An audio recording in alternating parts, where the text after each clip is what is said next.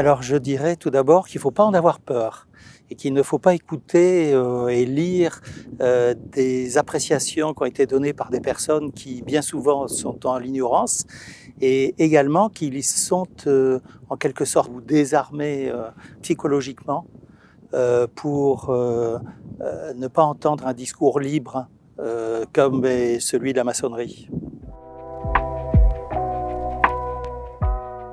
Déjà, je lui donnerai le choix, car on est quand même des hommes libres et on doit toujours avoir le choix. Je n'essaierai pas d'être prosélytisme et de le convaincre à tout prix. Je lui expliquerai justement qu'il va rentrer dans une nouvelle famille, il va rencontrer des personnes que jamais il n'aurait rencontrées dans son milieu professionnel ou familial, et que tout ça va se traduire sur le terme de l'égalité.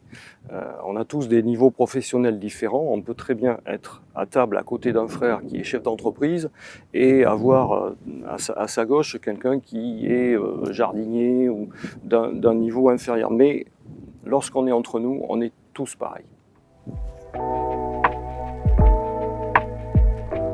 Alors pour moi, ça a été une découverte de gens bienveillants, qui sont toujours à ton écoute.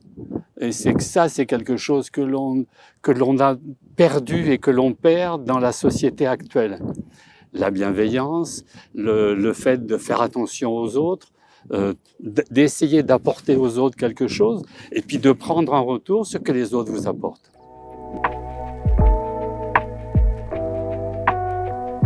Ça fait un an.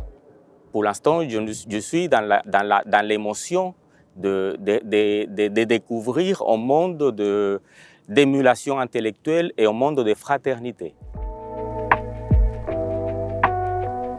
Comme je disais, il y a une quinzaine d'années, j'étais déjà approché, donc je me suis un petit peu renseigné. Et c'est vrai qu'on écoute tout et n'importe quoi sur la maçonnerie.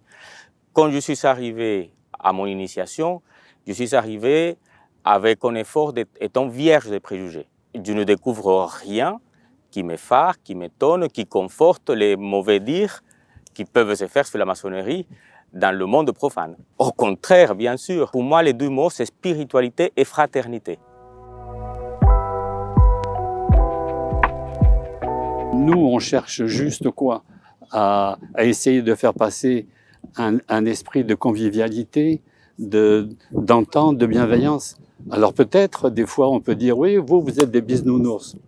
Mais c'est une image qui, quelque part, me convient parfaitement. Moi, je veux bien être un bisounours plutôt que quelqu'un qui n'est pas à l'écoute des autres.